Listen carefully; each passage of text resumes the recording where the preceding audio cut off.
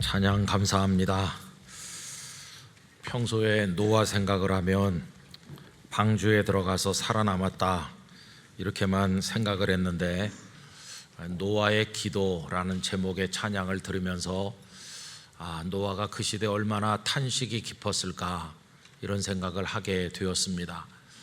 노아가 이기적으로 본인과 본인의 가족만 구원받기를 원하지는 않았을 것 같지요.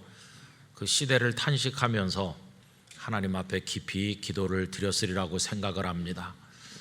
오늘 우리가 살고 있는 이 지구촌의 현 시대도 전쟁과 지진을 비롯해서 말할 수 없는 아픔이 많은 시대인데, 여러분, 그런 시대를 향한 눈물의 기도가 필요하다고 생각합니다.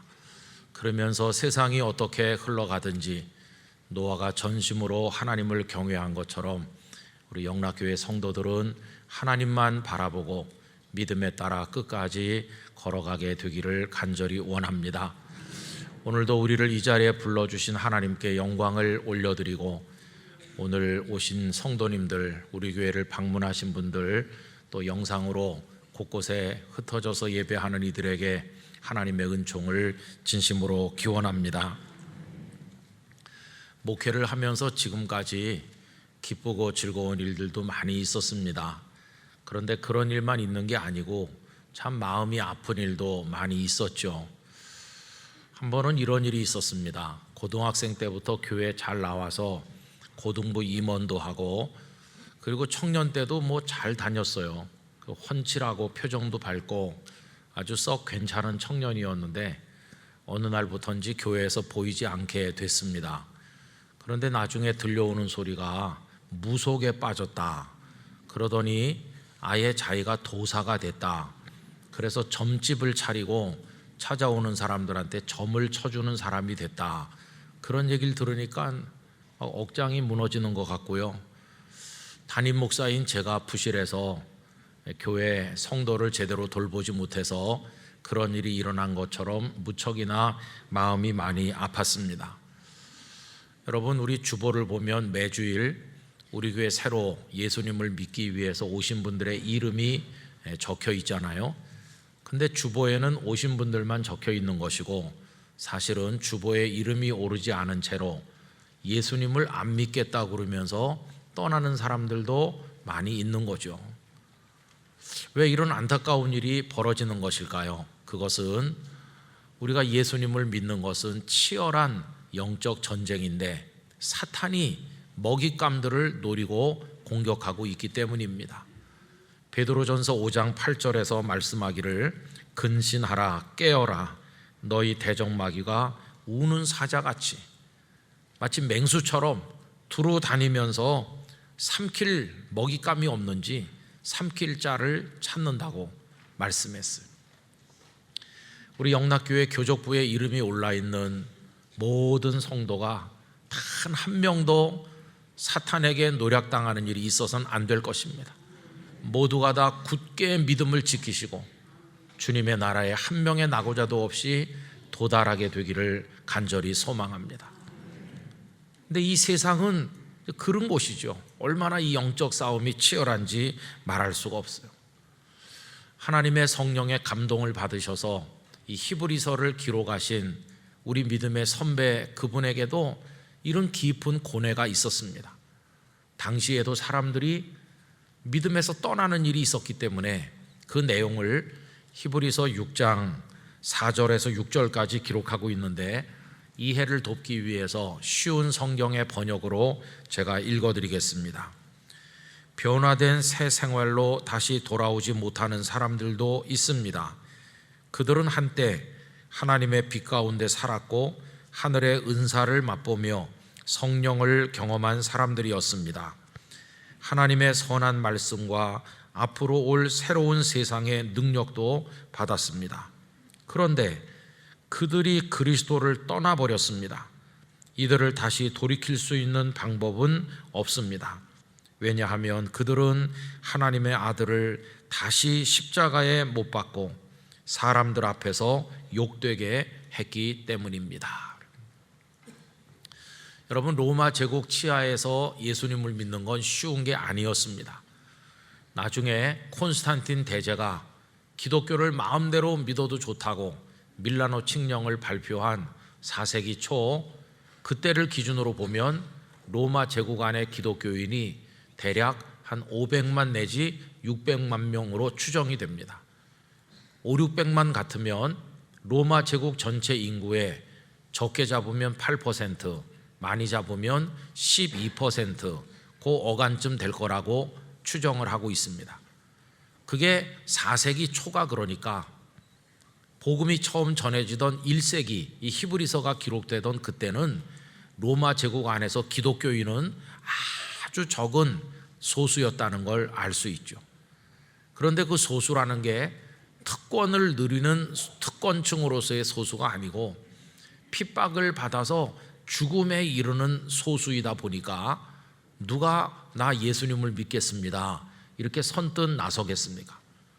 설령 예수님을 믿겠다고 나섰던 이들, 아까 읽은 말씀처럼 은혜를 받았다고 하면서 심지어는 목회자가 됐던 사람들 중에서도 주님을 등지고 떠나는 사람들이 여기저기서 나타나게 된 것이죠.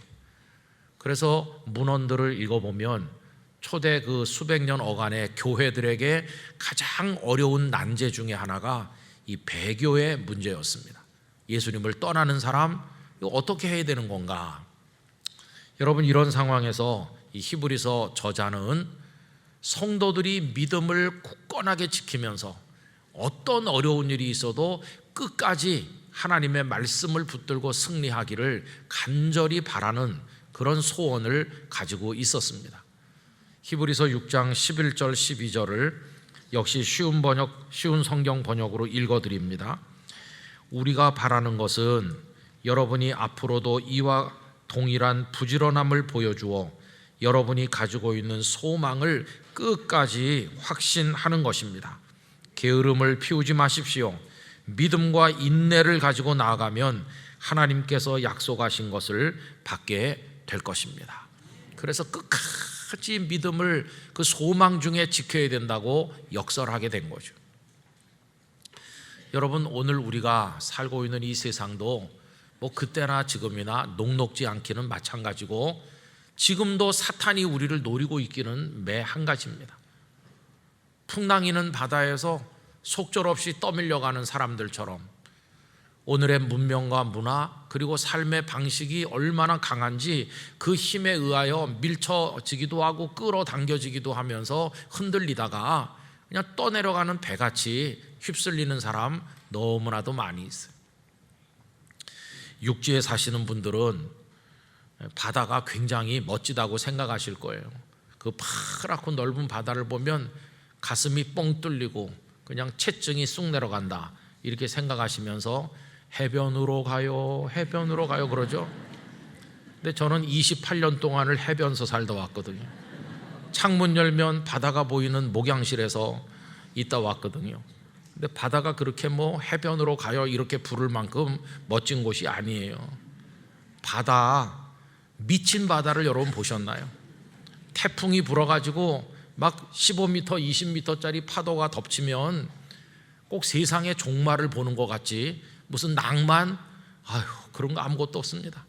정말 무시무시해요. 한 번은 태풍이 덮쳤는데 항구에 이제 자리가 없기 때문에 저쪽에 몇백 미터 떨어진 곳에 이렇게 배들을 두거든요. 그랬다가 이제 차례대로 접안해 갖고 화물도 내리고 하는 건데 태풍이 왔는데 미처 피항하지 못한 배들이 여러 척 있었어요. 그 배가 뭐 이런 쪽 배가 아니고 큰 배잖아요. 근데 이 배가 그냥 그 큰 배가 산더미 같은 파도에 밀려가지고 그냥 수백 미터를 밀려오는 겁니다. 그러더니 그 배 바닥이 그 영도 섬 땅에 닿는 거예요. 가장자리까지 떠밀려 와갖고는 이렇게 그냥 넘어지는 거죠, 옆으로. 여러분, 결국 그거 해결하는 방법은 시간이 많이 지난 다음에 철을 조각조각 분해하는 수밖에 없어요. 근데 문제는 거기 사람이 많이 타고 있다는 거죠. 그 배보다 2배 이상 높은 파도가 이렇게 덮치는데 그 안에 그냥 선원들을 두면 안 되잖아요. 근데 거리가 그렇게 먼 게 아닙니다. 육지에서 그 배가 넘어진 데까지 꼭 생각 같아서는 뛰어내려서 헤엄치면 금방 나올 것 같은 가까운 거리죠. 근데 그거 불가능하죠. 헬기들이 동원돼 갖고 막 줄을 내리고 사람들을 막 아슬아슬하게 건지는데, 그 바닷가에 사람들이 많이 나와서 간을 졸이면서 이제 그 구조되는 걸 보고 있는데, 그렇게 줄에 매달려서 올라가다가 떨어지는 거예요. 그 집채만한 파도가 덮치거든요. 우리 눈앞에서 2명, 3명 그 물에 그냥 풍덩하는데 없어요. 그 다음에 보면 그 파도가 잦아들고 보면 어디 갔는지 없는 거예요. 그날 제가 2명인지 3명 그런 걸 보고 여러 날 후에 아주 먼 바다에서 주검으로 발견된 필리핀 선원들, 그래서 그 영도에 있는 어느 병원 영안실에 그들을 안치한 걸 보았습니다. 여러분, 풍랑이는 파도, 그 바다, 광풍이 있는 바다는 무서운 거예요. 근데 이 세상이 지금 그런 거죠. 거기 내가 지금 떠 있는데 떠내려가지 않고 믿음에 파선하지 않고 내가 하나님의 은혜의 항구에까지 접안해야 되는데 이거 어떻게 하면 되나? 여러분, 방법은 배가 그 자리에서 휩쓸리지 않기 위해서 하는 거가 아주 크고 잘 만들어진 닻을 바다 밑으로 내리는 겁니다. 그러면은 다시 그 배를 잡아주는 거예요. 잡아줘서 흔들리지만 휩쓸려 가지는 않거든요. 근데 오늘 성경 말씀에 보면 우리들에게도 믿음의 닻이 있다고 말씀하시는 겁니다. 그게 뭐냐 하면 하나님께서 우리에게 주신 약속의 말씀, 그리고 그 약속을 반드시 이루어 주겠다고 하시는 맹세의 말씀, 이 2가지가 우리가 붙들어야 될 소망의 닻이라고 말씀하는 거죠. 궁극적으로 표현하면 하나님 그분이 우리에게 닻이 되신다는 것이에요. 하나님이 우리가 붙들어야 될 닻이 되신다. 여러분, 하나님께서는 우리에게 약속을 주십니다. 너 나를 잘 믿으면 내가 너에게 이렇게 해주겠어 라고 약속하시는데, 오늘 이제 모델로 등장한 분이 아브라함이거든요. 아브라함에게 주신 약속이 창세기 13장 15절에서 16절에 나옵니다. 보이는 땅을 내가 너와 네 자손에게 주리니 영원히 이르리라. 내가 네 자손이 땅의 티끌 같게 하리니 사람이 땅의 티끌을 능히 셀 수 있을진데 네 자손도 세리라. 자손과 땅의 약속을 주셨어요. 자, 그러면 약속을 받은 아브라함의 반응이 어땠나요? 아브라함은 그 약속을 받고 그냥 웃고 말았나요? 아닙니다. 그 약속을 가슴에 콕 품고 어떤 일이 있어도 이 약속이 이루어지는 그날을 내가 보고야 말겠다, 그러면서 참고 또 견디면서 그 약속의 그날을 끝까지 기다렸다는 것입니다. 그게 이제 오늘 본문 15절이거든요. 여러분, 오늘 본문 15절 짧은 말씀인데 우리 다 같이 읽겠습니다. 그가 이같이 오래 참아 약속을 받았느니라. 아멘. 오늘 3부 예배 오신 여러분, 이 말씀을 그냥 외우시고 돌아가시기 바랍니다. 아브라함이 약속을 받은 다음에 그 약속이 이루어지기까지 오래 걸렸지만 오래 참아서 그 약속이 이루어지는 걸 눈으로 봤다는 거예요. 그가 가나안에 들어갈 때 75살인데 사라가 이삭을 낳아준 게 100살이니까 25년 동안 기다린 거예요. 뿐만 아니라 여러분, 그 주시는 땅에 대한 집념이 얼마나 강한지, 이 가나안 땅, 하나님이 이 땅 주신다고 하는데 무슨 일이 있어도 이 땅을 벗어나지 않아야 되겠다, 얼마나 집념이 강한지. 창세기 24장에 보면 아들 이삭이 장가를 가야 돼요.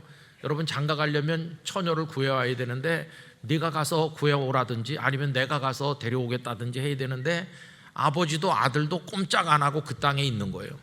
하나님이 이 땅 주신다고 그랬으니까 아무리 며느리 맞이하는 일이 중요하긴 하지만은 잠깐이라도 이 땅을 떠나고 싶지 않다는 거예요.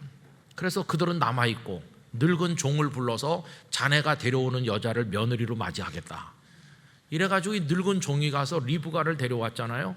하나님께서 다 미리 정해서 보내주셨는데 이 아브라함과 이삭의 집념이 얼마나 강한지 하나님께서 이 땅을 주신다고 했다는 그 약속을 붙드는 거예요. 여러분, 이래서 오래 참아서 그 약속을 받았다, 이렇게 말씀하는 거죠. 우리 성도 여러분, 하나님의 약속을 그렇게 진지하게 믿음으로 받으시기 바랍니다. 그 약속이 오늘 하시고 내일 이루어지는 게 아니라 오래오래 기다려야 되고, 기다리는 동안에 많은 노도 광풍이 밀려오고 나를 공격하고 사탄이 나를 집어먹으려고 하더라도 거기서 그냥 떠밀려 가면 안 되고, 그 약속을 굳건하게 붙들고 끝까지 견디면서 절대로 실패자가 되면 안 된다는 것이에요. 이걸 오늘 말씀이 우리에게 권면하고 있는 거죠. 우리에게도 많은 약속을 주셨는데, 우리에게 주신 약속도 많은데 그 중에 으뜸 가는 거, 예수님을 믿으면 멸망치 않고 영생을 얻게 해주시겠다는 이 약속, 여러분 이거 붙드시기를 바랍니다. 절대 이거 포기하면 안 되는 거예요. 이거 놓으면 안 돼요. 그럼 아브라함은 어떻게 이 약속을 그렇게 끝까지 오래 참아 받을 수 있었을까? 그건 아브라함이 오가는 그냥 사람이 그냥 한마디 던진 그런 약속으로 가볍게 받은 게 아니라 하나님이 주시는 약속이다. 이건 그 누구가 하는 약속도 아니고 하나님이 주시는 약속이다 이러면서 진지하게 받았기 때문에 그거를 지킬 수가 있었던 것이에요. 여러분, 하나님께서는 약속만 하신 게 아니라 이 약속이 반드시 이루어지도록 하겠다고 맹세까지 하셨거든요. 여러분, 우리도 가끔씩 맹세하는데, 맹세는 어떻게 합니까? 내 명예를 걸고 이렇게 하는 사람도 있지만 보통은 자기보다 더 큰 뭔가를 걸고 하잖아요. 여러분, 우리보다 더 큰 거, 우리 가문의 명예를 걸고 뭐 이런 식으로 하죠. 오늘 말씀 16절에도 그 얘기를 하고 있는 거죠. 16절, 사람들은 자기보다 더 큰 자를 가리켜 맹세하나니 맹세는 그들이 다투는 모든 일의 최후 확정이니라. 진짜 맹세해? 맹세하지. 뭘 걸고? 우리 집안을 걸고. 그럼 됐어, 이렇게 하거든요. 자기보다 더 큰 걸 걸고 맹세해요. 근데 하나님께서 아브라함에게 맹세하실 때, 반드시 약속을 이루겠다고 하실 때 하나님보다 더 큰 존재가 있습니까? 없습니까? 없는 거예요. 그래서 하나님은 당신을 걸고 맹세하셨어요. 창세기 22장 16절 앞에 이런 말씀이 나옵니다. 이르시되 여호와께서 이르시기를 내가 나를 가리켜 맹세하노니. 하나님은 당신을 걸고 맹세하셨어요. 그럼 여러분, 하나님이 어떤 분이세요? 시시한 분이세요? 아니요. 그보다 더 크신 분이 세상에 없는 가장 크신 분이세요. 그보다 더 능력 있는 분은 세상에 없는 가장 전능하신 분이세요. 그보다 더 뜨거운 사랑으로 우리를 사랑하는 일을 찾을 수 없는, 우리를 가장 사랑하셨고 사랑하시는 분이세요. 그 하나님께서 나를 걸고 너에게 맹세한다, 이렇게 하시는 거예요. 오늘 13절과 14절이 그 얘기인데 우리 같이 한번 읽어봅시다. 하나님이 아브라함에게 약속하실 때에 가리켜 맹세할 자가 자기보다 더 큰 이가 없으므로 자기를 가리켜 맹세하여 이르시되 내가 반드시 너에게 복주고 복주며 너를 번성하게 하고 번성하게 하리라 하셨더니, 그리고 아까 읽은 15절, 아브라함이 오래 참아, 많은 시험과 어려움이 있어도 포기하지 않고 오래 참아 그 약속을 받았다고. 여러분, 우리도 하나님의 그 약속을 믿는 믿음으로 끝까지 하나님을 붙들어야 될 줄로 생각을 하는 것입니다. 우리가 믿는 하나님, 그냥 뭐 시시한 하나님이 아니세요. 하나님은 가장 크고 가장 위대하시고 가장 사랑 많고, 하나님 같은 분은 세상에 더 이상 없는 최후의 존재가 하나님이세요. 그분이 하신 약속을 우리가 믿어야 되는 것이죠. 우리 성도님들은 누구 약속을 믿으세요? 목사님, 우리 애가요 나중에 커서 잘해준대요. 글쎄, 그거는 우리보다 더 나이 많은 분한테 그렇더냐고 물어보세요. 자식, 글쎄요. 어떤 여인네들은 평생 내가 당신을 왕비처럼 섬겨주겠다는 말 한마디에 시집와 갖고 평생을 고생하는 분도 많으시죠. 누굴 믿으면 되겠어요? 여러분, 더군다나 하나님은요 거짓말을 못 하시는 분이거든요. 오늘 말씀 17절 18절에 보면 하나님은 약속을 기업으로 받는 자들에게 그 뜻이 변하지 아니함을 충분히 나타내시려고 그 일을 맹세로 보증하셨나니 이는 하나님이 거짓말을 하실 수 없는 이 두 가지 변하지 못할 사실로 말미암아 앞에 있는 소망을 얻으려고 피난처를 찾은 우리에게 큰 안위를 받게 하려 하심이라. 우리는 지금 누굴 믿나, 어디에 우리의 희망이 있나 이러면서 다니는데 하나님 우리에게 주신 게 그 약속이라고 하는 것이. 근데 거짓이 없으세요. 내가 하나님 앞에 하나님 여기서도 쏘고 저기서도 쏘가서 내가 하나님께 마지막 희망을 걸고 왔는데 그때 약속하신 거 어떻게 됐나요? 그러면 하나님께서 그때 그냥 한번 해본 말이야. 그럼 우리가 어떻게 되겠어요? 근데 하나님은 그런 분이 아니세요. 여기 약속과 맹세 이 두 가지가 결코 거짓이 아닌 끝까지 이루시는 하나님이시라 하는 거죠. 그래서 민수기 23장 19절 하나님은 사람이 아니시니 거짓말을 하지 않으시고 인생이 아니시니 후회가 없으시도다. 어찌 그 말씀하신 바를 행하지 않으시며 하신 말씀을 실행하지 않으시랴. 우리가 끝까지 믿을 수 있는 분 하나님 아버지십니다. 우리가 세상 사는데 뭘 믿긴 믿죠. 얼마 전에 제가 어느 가게에 가서 뭘 사면서 척 이렇게 카드를 냈더니 그 아가씨가 안 되는 건데요. 안 돼요? 이상한 다시 해보시죠. 안 되는데요.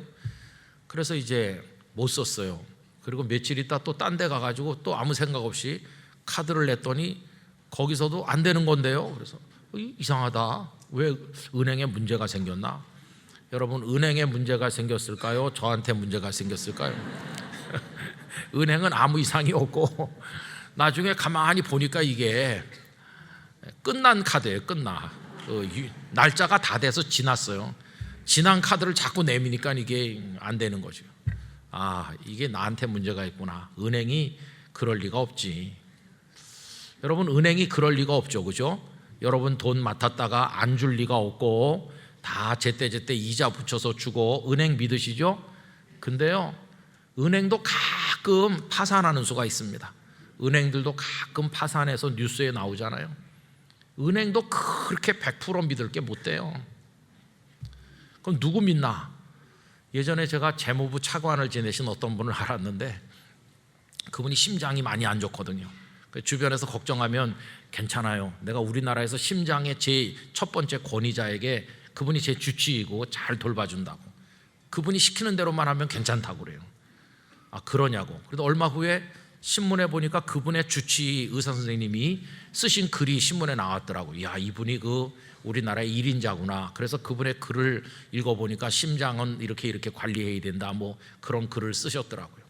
그리고 또 얼마 후에 보니까 그분이 또 나왔더라고요. 그 의사 선생님이. 근데 이번에는 글을 올린 게 아니라 그분이 세상 떠났다고 나온 거예요. 근데 제가 참 그게 잊혀지지 않는 게 오래된 일인데도 그 유명한 의사 선생님의 사인이 뭐냐 하면 심장병이래요. 참 이게 사람의 한계 아닙니까?